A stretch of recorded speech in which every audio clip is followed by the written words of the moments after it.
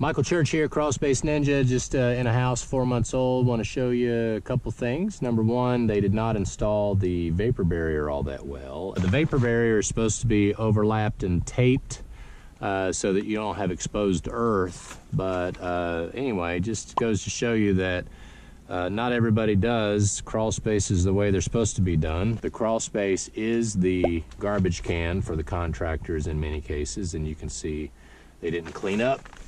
Cardboard left underneath, that's a mold haven getting ready to happen. Got all this wood and debris. Look at that. You know how much these things cost?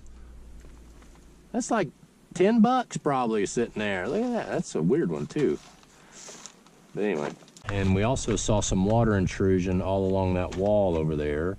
So if you can imagine, this house is 4 months old. It's already got high humidity, a little bit of mold getting started in the crawl space. We just come out of winter, so they haven't even turned on the AC yet, which is why there's not more mold. So as soon as they turn this AC on, it's going to get these ducts really cold. It's going to make the humidity even worse.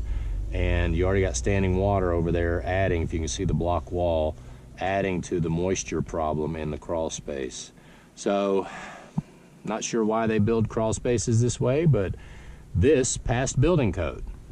See you later. Oh, wait, like our video down below. Have a great day.